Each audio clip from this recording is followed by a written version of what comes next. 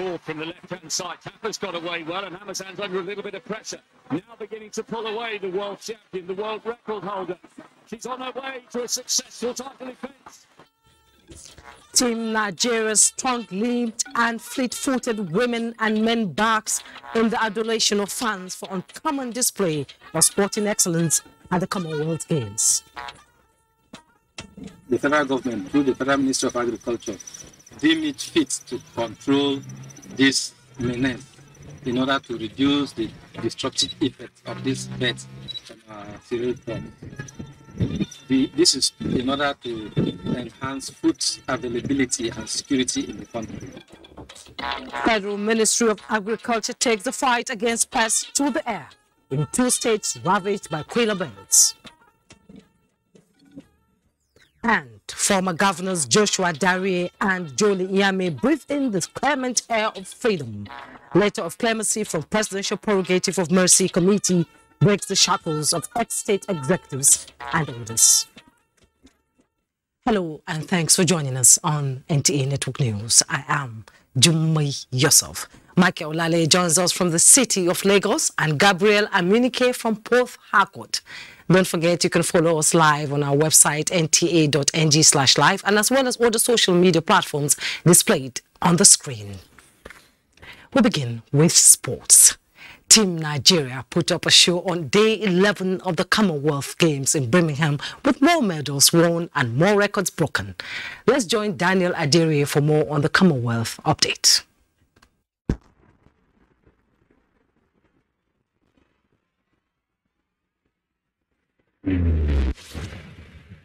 Ever heard of the saying, better is the end of a thing than the beginning thereof? Well, Team Nigeria on day 10 of the Commonwealth Games in Birmingham certainly gave credence to this. It all started when track queen and reigning world champion Oluwatobilo Baamushan proved her naysayers wrong by running a games record time of 12.30 seconds in the finals of the women's 100 meters hurdles, thereby making her the first world champion to become the 2-time Commonwealth champion. Watch for Hammersan. She's forward from the left-hand side. Tapper's got away well, and Hammersan's under a little bit of pressure. Now beginning to pull away the world champion, the world record holder. She's on her way to a successful title defence. Semba's on the podium, and so too Charlton of Bahamas. Their first medal, 12.129. Come at the hour, come at the champion. It's a successful title defence and a games record by a country mile.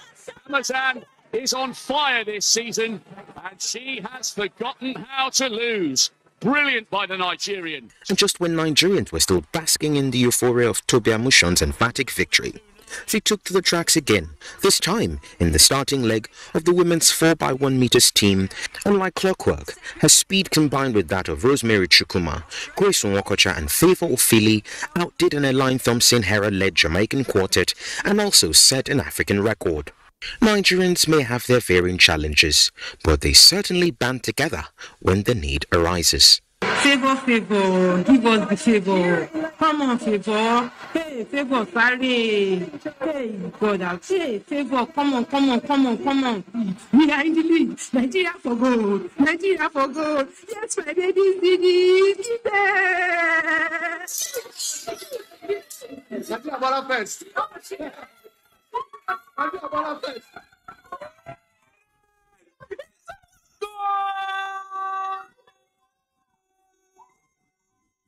Meanwhile, the men's 4x1 meter team didn't win gold. Rather, they finished in third to clinch bronze. However, it was enough to increase Team Nigeria's medal tally. And while men and women alike prepared for bed, a female stallion in the form of World Championship silver medalist SEIZURE also leaped to another games record of 7 meters in the women's long jump event finals, making her a 2-time Commonwealth champion.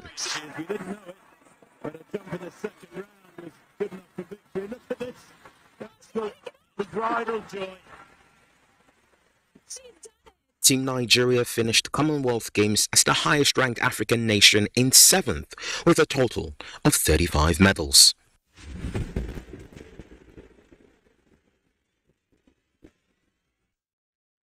And in historic record-breaking fashion, Team Nigeria to the second 2022 Commonwealth Games in Birmingham, England, christened their names in gold and restored Nigeria's sporting glory in the Committee of Nations. Sports correspondent Abdullahi Ajia brings us some of the cheering moments that gave us a sense of national pride. Nigeria has been part of the Commonwealth Games since 1950, when the country first debuted, winning just one medal. Subsequent editions of the Games have seen Team Nigeria increasing its medals haul, including the best outing in 1994, which had remained Nigeria's reference point in the history of her participation, not until this 22nd edition for the 2022 Commonwealth Games in Birmingham, where a new record best with 12 gold, 9 silver and 14 bronze medals, making a total of 35, puts the country tops, finishing 7th on the overall table of 72 participating nations. A performance many described as exceeding expectations from 94 athletes in just 9 sports.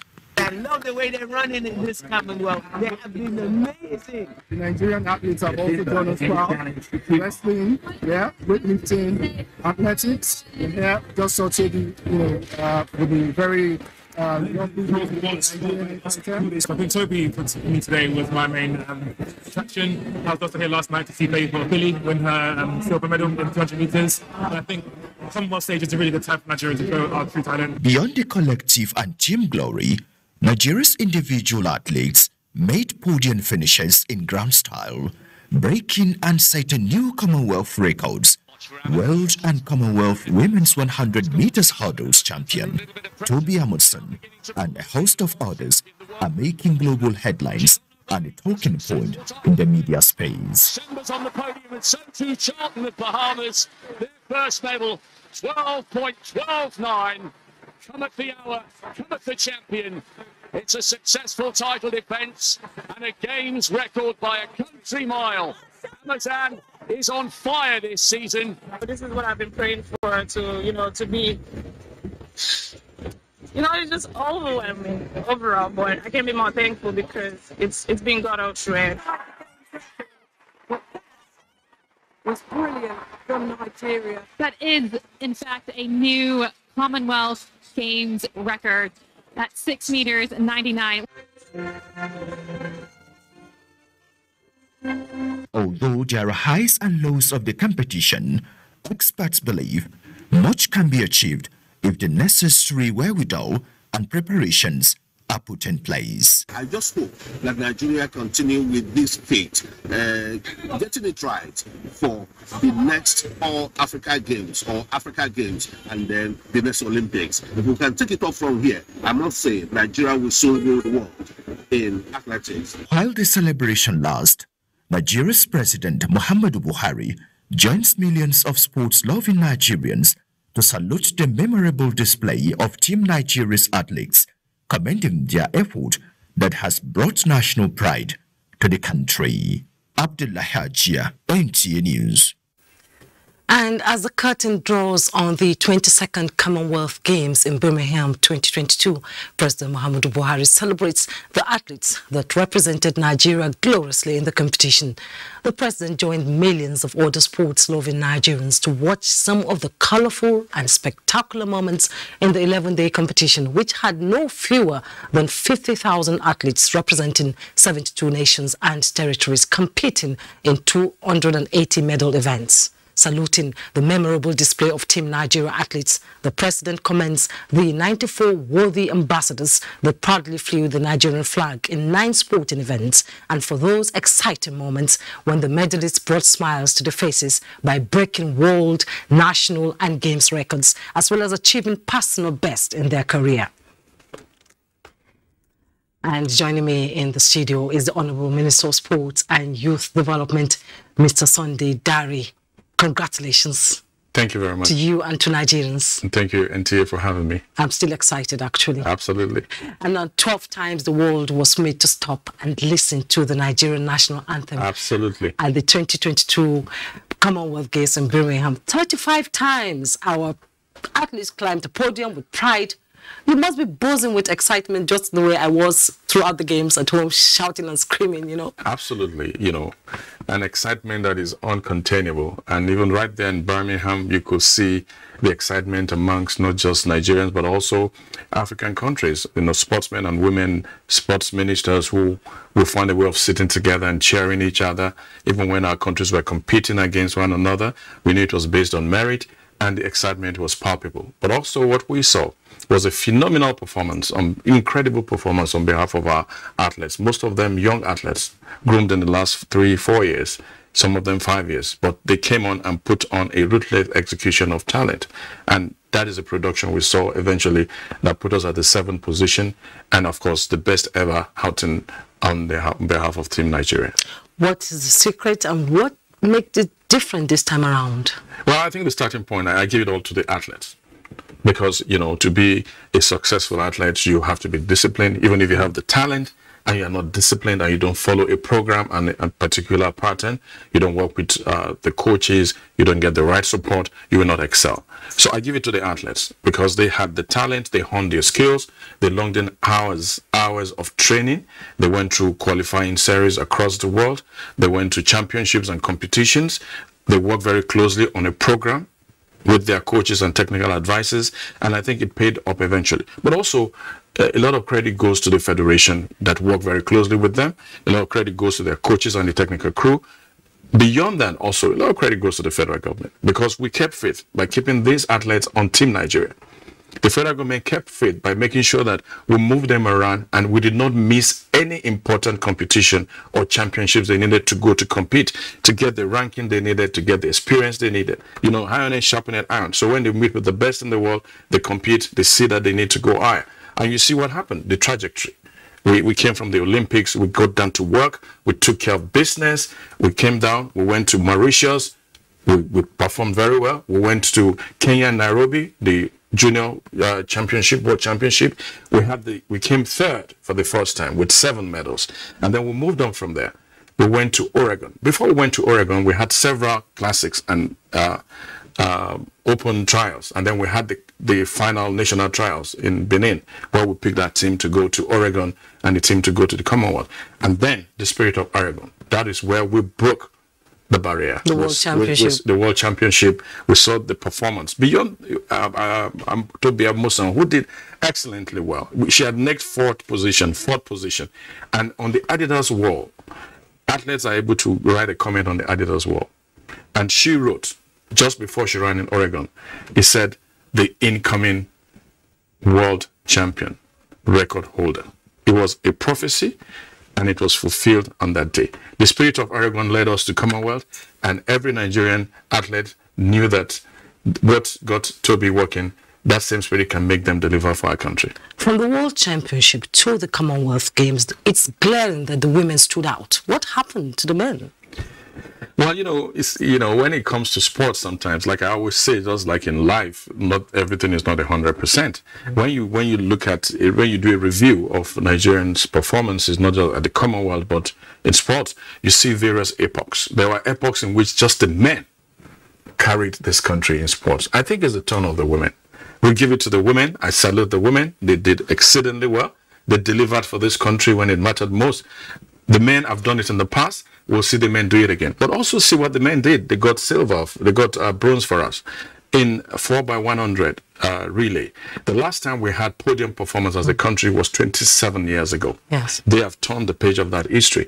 The 4x100 women relay, that's the blockbuster. In 40 years, we've never had a medal in the 4x100 women relay. And those girls, Toby Amusan, Wokocha, and the other 2 girls delivered for this country. And I think they've really set the bar very high. We hope that we can keep these young athletes together and prepare them for France 2024. How do we begin to go back, working very hard on these athletes and go back to the glorious days also of Mary Oyale, Davidson Ezenwa, and just recently, the junior team at Cali didn't do very well. Yeah. Well, when you see like a flash, yes, you can see that already coming back. What we saw at the Commonwealth was a manifestation of the work done maybe in the last 5 years. especially on the part of the athletes who have put themselves out there to compete, to make sacrifices. We saw that manifestation, but also we saw a signposting of the future of our sports. We will go from here stronger. We'll go from there taking on critical lessons that matter. There are several things we got right this time. We've noted them, and we'll keep doing them. But also, we're going to mine the data. Beyond the medals that we won, the devil is in the details. But this time, the positivity is in the details. World records were set. Certain records were broken. New records were set. We want to look at that. How did we achieve that? Who are those that achieved it? What do we need to do to keep them together? That is critical. Okay, what are we expecting from Turkey? Well, you know, in tomorrow, or basically on Wednesday or Tuesday, we expect to have the 92 Nation Solidarity Games, and Nigeria will be there. Some of these athletes who have been running in the last 5 months, some of them again to Konya in Turkey. And we expect that we're going to compete in a number of sports. We expect that this excellence will also come through. Okay, Mr. Sunday Dare, Honorable Minister for Sports and Youth Development, thank you so much for coming on. Thank you, NTA, for having me this evening. Thank you, and congratulations again. Thank you. Congratulations to all of us. Thank you. Moving on, President Muhammadu Buhari felicitates with Minister of Communication and Digital Economy, Professor Isa Ali Ibrahim Pantami, on conferment of a fellowship status by Chartered Institute of Information Security. President Buhari congratulates the minister on the historic recognition, being first and only African fellow admitted into the institute amongst 89 older fellows. The president notes the passion, diligence and creativity that Professor Pantami has brought into governance since assumption of office, enabling a convergence and synergy that takes security into full consideration, especially in the global cyberspace. President Buhari also appreciates SEIZURE for the recognition to Professor Pantami and the effort at providing a community of professionals that work towards protecting the interest and safety of global citizens on the internet. SEIZURE is the only genuine information and cybersecurity institution granted the Royal Charter of Incorporation status in the United Kingdom since 2018 and saddled with the responsibility to raise the standard of professionals in information and cybersecurity.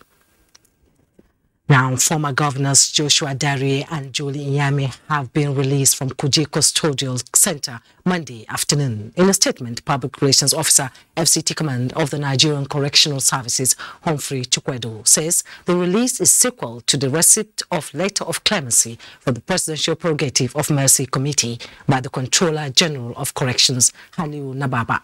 The statement further indicates that the Controller of Corrections, FCT Command, Ahmed Musa Ahmed, acting on the directives of the Controller General, also released 3 other inmates who were granted pardon from the Suleja Custodial Center.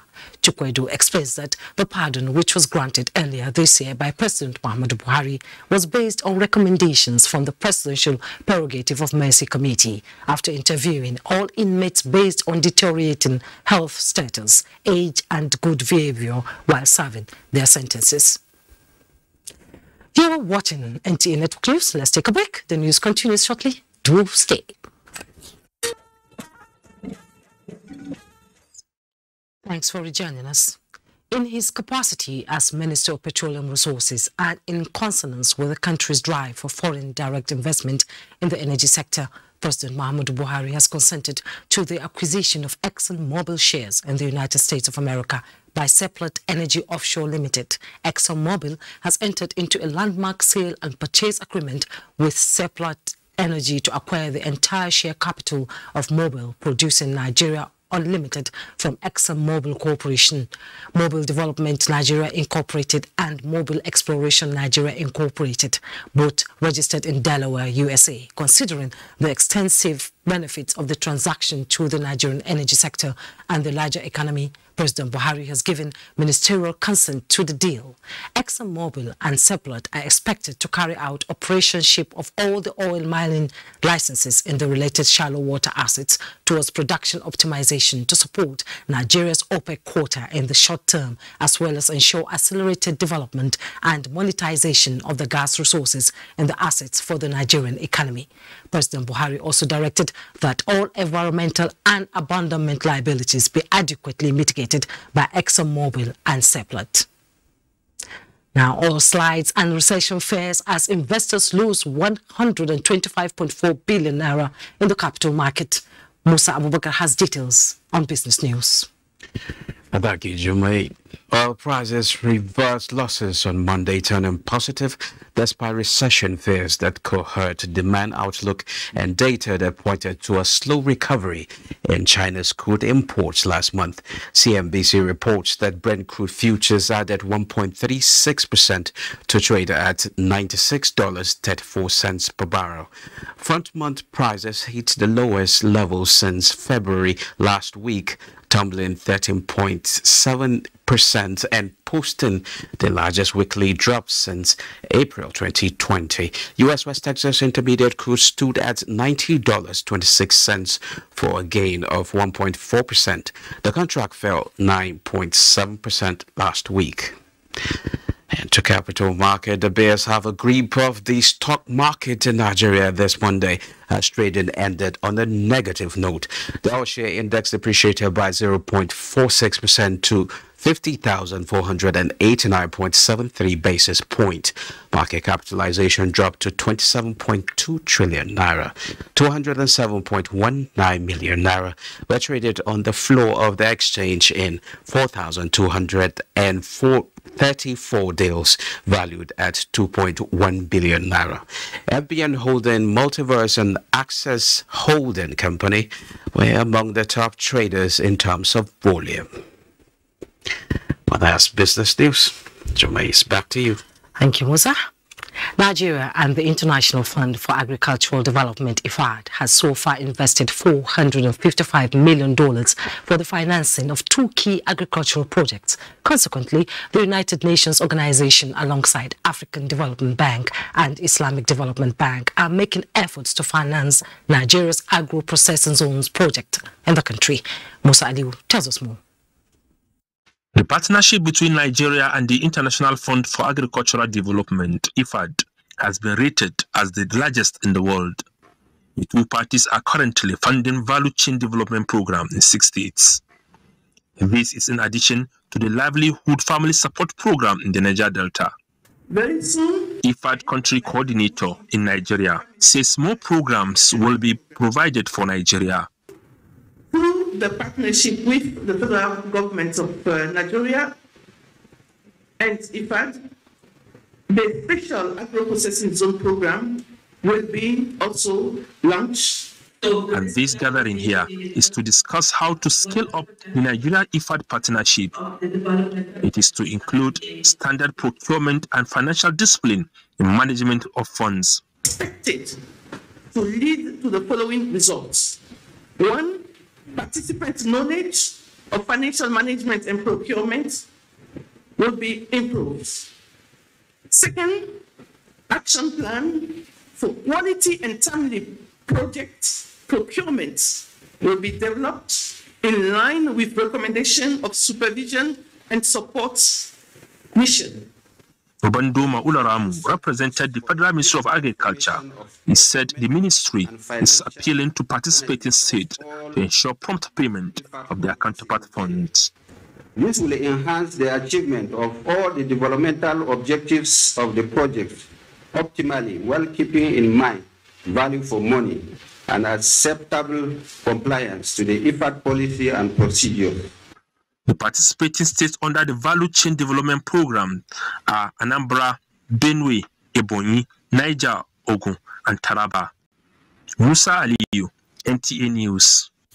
President Muhammadu Buhari has forwarded the name of Muhammad Sabo Lamido to the Senate as Executive Commissioner, Finance and Accounts for the Nigerian Upstream Petroleum Regulatory Commission. In a letter addressed to the President of the Senate, Ahmed Lawal, the President said Lamido is being nominated due to the death of Hassan Gambo, who occupied the position until his demise. President Buhari urged the Senate to confirm the nominee in the usual expeditious manner.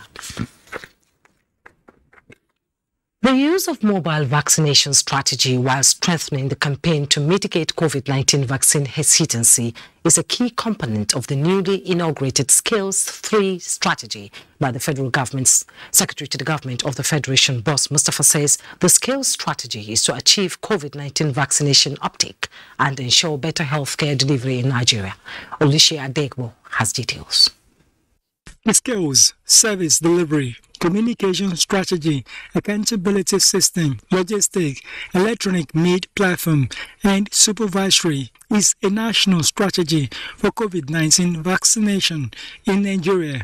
The Skills 2 strategy was earlier flagged off in February this year to ramp up integrated COVID-19 vaccination and primary health care services across the country. Now he's taking his second booster. The processes that will be put in place will greatly assist in deepening the uptake of vaccines all over the country to accelerate the vaccination by identifying the enablers that are unique to each state and developing them and also deploying them as state-specific strategies that will help us to ramp up coverage. We can now move closer to the people, moving not only from the health facilities, but making sure that we're able to go settlement by settlement, and then in some instances go door by door, so that the vaccines are now brought closer to where people live and work. With more than 27 million Nigerians now fully vaccinated against COVID-19, global partners and other key players in COVID-19 national response commended the efforts of the Nigerian government for prioritizing vaccine sufficiency and availability in the country. In Abuja, Olusheye Adiagbo, NTA News. Talking security, the Nigerian Armed Forces is taking steps to ensure officers on the field are mentally sound to confront emotional challenges. This will also upscale troops' combat efficiency in ongoing counter-insurgency operations in the northeast by reducing emotional trauma experienced at the war front. A lot of people feel it is only those who have contacts with problematic situation that can be stressed, forgetting the fact that the society itself is full of factors that will contribute to stress. And the families of soldiers, family of airmen and naval victims are being affected. So we now feel the best thing is to bring a cross-breed of every sector of Nigeria together. Let us look at the issue, rather than being judgmental and saying somebody's mad or has mental problem. There might be issues, there might be ways by which we can manage and reduce the risk involved. One of the big things in the military is that it's not that there's no mental health, mental illness, no mental health conditions, but because of the stigma that is associated with it, people don't want to talk about it. But when a program like this increase awareness, and also there's a component of the course that talk about resilience. Courses like this shows them better way to cope with mental health, even at the war front, and also make room for them that you can talk about it. We are here to help you. Participants were drawn from the military and also civilians across the country. President Muhammadu Buhari warmly felicitated with Minister of Labour and Employment Dr. Chris Nwabueze Ngige on his 70th birthday, rejoicing with the political leader on many strides and achievements which include impact and governance at both state and national levels. As Minister of Labour, President Buhari acknowledges the foresight, sacrifice and insight of Dr. Ngige in labour laws, creating employment opportunities, stimulating a healthy working relationship between employers and employed, leading negotiations between unions and government, and putting the interests of workers first, especially for their wages, salaries and allowances. The President prays for the well-being of the Minister and his family. Time now to join Michael in Lagos for more on Network News. Hello, Michael. It's good to see you.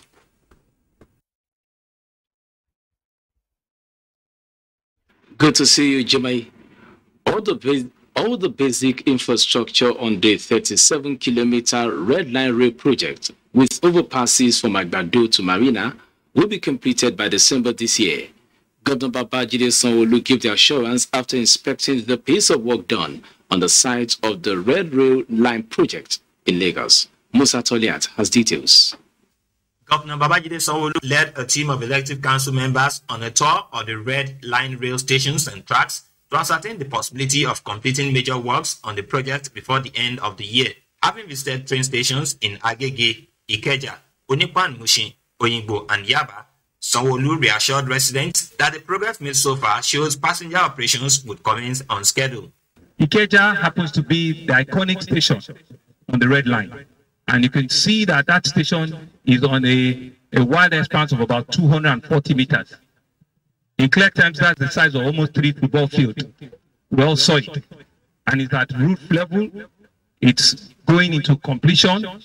And all of the things, all of the furnitures that needs to make it a first-class train station, you can see that we're on track with it. Sanwo-Olu, however, said there are plans to introduce permanent fencing system to curb incessant trading on train tracks on Yaba to Agege corridor. Similarly, in Yaba, you could see that Yaba looks a lot better in terms of selling on the track. It's a lot better because the conversation has been had with them and they've started clearing themselves. The whole of Yaba, there's a lot of pedestrian movement. So from the train station to the bus station and going into the market, it's all going to be pedestrianized. The governor hinted that plans are on to regenerate the area surrounding the Onipan Mushin train station. In Lagos, Musa Toliat, NTA News.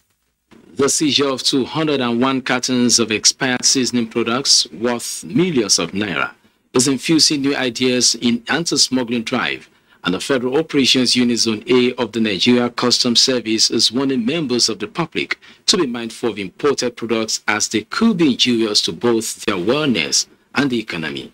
Items with duty paid value of 540 million naira were seized by the customs, while 9 suspects were arrested in the month of July. The importation of rice seems to be the fine solution, but the customs is not backing down based on the simple commitment at enforcing laws and safeguarding public health. The worry now is obvious. It is about cutting off the use of motorcycles for smuggling rice, because more than half of the 7,261 bags seized for the month of July were intercepted on motorcycles. 32 motorcycles were impounded at various locations in Ogun State alone. Number 1 is written in French language. This is a clear case of desperation taken far, as the customs intercepted 201 cartons of expired seasoning products built for delivery into the country, where they will be possibly repackaged and distributed. The concern here revolves around threatening the expansion of local markets and health of the citizenry. From where this was intercepted, I have already given them marching order to ensure that all vehicles coming through that place is stopped and frisked adequately. Another case of false declaration leads to the seizure of this container at Mile 2, after the manifest indicated that the contents are used motorcycle spare parts, only for the customs to discover they are aluminium profile. The Federal Operations Unit Zone A of the Customs Service says aluminium profile are dutiable, but the motive for the false declaration is to shortchange the country, a trend the customs warned will henceforth come with heavy punishments. Do not forget to follow this news broadcast live on our website at nta.nga/live and on our other social media handles displayed on your screen for updates. Time for some messages. The news continues shortly. Please stay. Welcome back. Arising from the forecasted heavy rainfall expected as the season progresses, the Federal Road Safety Corps has called on drivers to ensure that they imbibe precautionary measures while transiting from one destination to another. In the guide, the Acting Corps Marshal Dauda Alibiu explained that driving in the rain can be risky because one's visibility is reduced and there are usually hazardous and slippery conditions on the road. As such, Motorists are always urged to take precautions while driving in order to ensure they reach their destination safely. Accordingly, drivers are warned to ensure that before embarking on a journey during the rainy season, they should ascertain that the windows and windshields are clean on the outside and the inside, and routinely check the headlights, brake lights, tail lights, and tail lights. Now, as the 2023 general elections draws closer, stakeholders from all facets of life in Borno State have unanimously resolved to use non-kinetic approach towards ending violent extremism in order to achieve sustainable peace in the Northeast. These views were unanimously agreed by stakeholders, including religious leaders, at a peace-building symposium organized by Kaltum Foundation for Peace, held in Maiduguri, the state capital. Yagum Subukar tells us more. Nigeria has over the years suffered a great deal due to activities of Boko Haram insurgents, which subsequently led to setback in all aspects of human endeavor. Worried by this development, Kaltum Foundation for Peace decided to organize this symposium on peace building with the theme, Political Violence, Seeking Non-Kinetic Approaches to Restoring Peace in Northeastern Nigeria. Various stakeholders from across the country spoke on the essence of the gathering, which is promoting sustainable peace for development. We are educating our people as well as feeding them well so that they are not recruited into the Boko Haram. To see that peace reign in the Northeast region and also in Nigeria at large. Discussants at a panel for critical review of the issue, including renowned religious scholars Sheikh Ahmed Gumi, Sheikh Modu Mustafa, Bishop Mohammed Naga, and a social protection expert, Chiromo Usman, dwelt on need for peaceful coexistence and urged youths not to be used for political violence, rather be their brother's keeper. When our political system is overhauled and there is justice in the nation, I think peace is coming to stay forever. Nigeria doesn't even need Christian, Muslim. We want somebody who will take us out of our problem. The take home at the symposium was that disarmament, demobilization and reintegration be applied in peace building and economic empowerment, education, security, among others, as keys to unlocking the doors to sustainable progress and development. In Maiduguri, Yagum Subukar, NTA. Of Harcourt is next, and Gabriel will be our guide. Hello, Gabriel.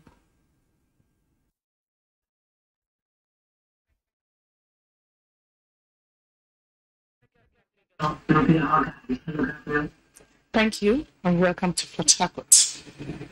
The Governor of Lagos State, Babajide Sanwo-Olu, says infrastructural delivery is the primary responsibility of any serious government across the world.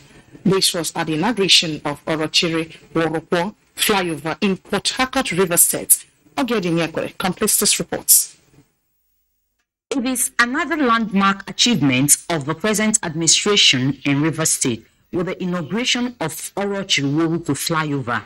This flyover is the 7th in the series of flyover bridges embarked upon by the River State government. Governor Wike says the essence of the massive infrastructural development is to advance commerce and trade, improve the aesthetics of the city, and unlock other potentials in the state. He said bringing other party members outside his party to inaugurate projects is a kind of peer review mechanism that encourages performance and service delivery. We are very proud that we had this opportunity given to us by our people. We did not disappoint our people. Not everybody is sure that every project that we have embarked upon, like I said before, will be completed. Governor of Lagos State, Babajide Sanwo-Olu, extolled the commitment of Governor Wike in the delivery of physical infrastructure across the state. He said purposeful leadership should be able to provide the dividends of democracy to the people. No doubt. Improving the community experience of our people in Port Harcourt, and by extension, it will improve the quality of life of our citizens here.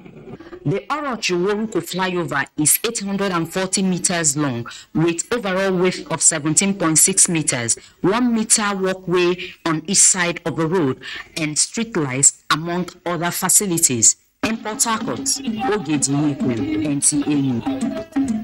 And that's our package from the Port Network Center. The news continues with Jemai in Abuja after the break.